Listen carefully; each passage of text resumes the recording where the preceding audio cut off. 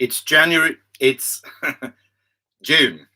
Let's get the right month. It's June the 15th, 2021. And our reading today from 1 Samuel is chapter 29. The Philistines gathered all their forces at Aphek, and Israel camped by the spring in Jezreel.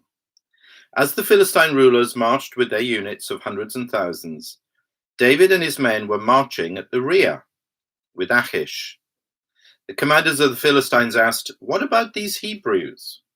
Achish replied, "Is this not David, who was an officer of Saul, king of Israel? He has already been with me for over a year, and from the day he left Saul until now, I've found no fault in him." But the Philistine commanders were angry with him and said, "Send the man back, that he may return to the place you assigned him. He must not go with us into battle, or he will turn against us during the fighting. How better could he regain his master's favor than by taking the heads of our own men? Isn't this the David they sang about in their dances? Saul has slain his thousands, and David his tens of thousands." So Achish called David and said to him, "As surely as the Lord lives, you have been reliable, and I would be pleased to have you serve with me in the army. From the day you came to me until now, I've found no fault in you, but the rulers don't approve of you. Turn back and go in peace. Do nothing to displease the Philistine rulers." "But what have I done?" asked David. "What have you found against your servant from the day I came to you until now? Why can't I go and fight against the enemies of my lord the king?" Achish answered, "I know that you've been as pleasing in my eyes as an angel of God. Nevertheless, the Philistine commanders have said, he must not go up with us into battle. Now get up early, along with your master's servants who have come with you, and leave in the morning as soon as it is light." So David and his men got up early in the morning to go back to the land of the Philistines, and the Philistines went up to Jezreel. Amen.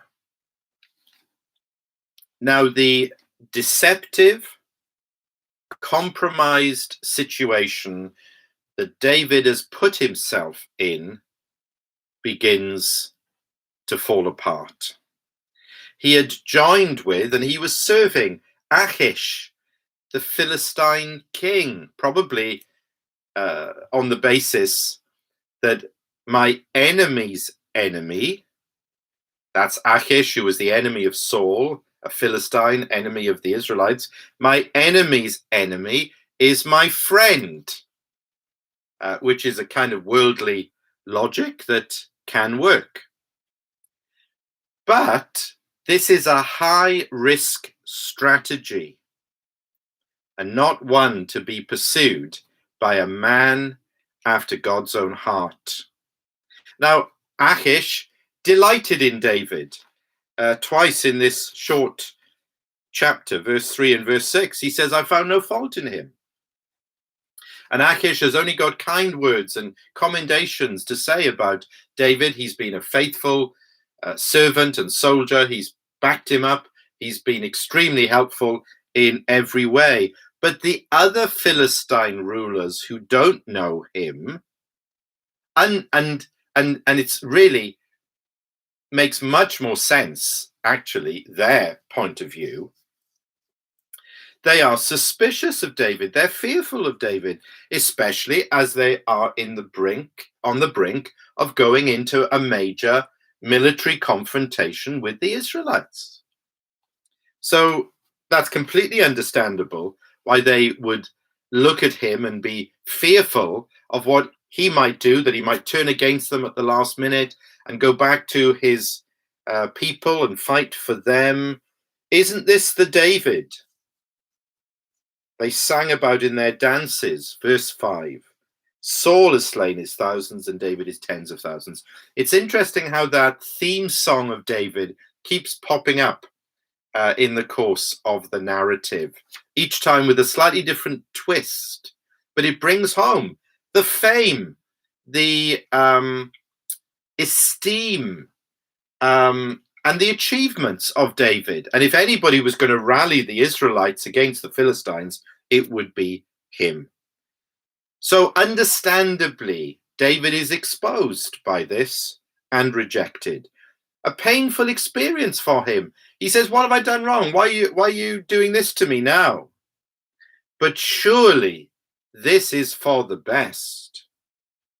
And surely we are meant to see God's overruling hand in all of this, delivering David out of what otherwise would surely have been an impossible situation for him.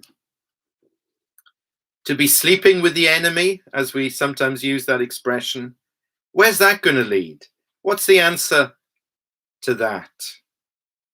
Already it's led to great deception and compromise, but God steps in and plucks him out of that trap which David has put himself in. It reminds us of what James chapter 4 and verse 4 says, you adulterous people, don't you know that friendship with the world is hatred towards God? Anyone who chooses to be a friend of the world becomes an enemy of God. That's really where David is going if he continues along these lines. The Lord has mercy on him and delivers him out of that. The Lord will deliver us out of worldliness and being friends of the world and an enemy of God. That is a critical issue for the church. James is speaking to a Christian church here, and he tells us what we have to do if we are to be part of the process by which the Lord humbles and delivers his people from worldliness. Verses 7 to 10. Submit yourselves then to God. Resist the devil, and he will flee from you. Come near to God, and he will come near to you. Wash your hands, you sinners, and purify your hearts, you double-minded. Grieve, mourn, and wail. Change your laughter to mourning and your joy to gloom. Humble yourselves before the Lord, and he will lift you up.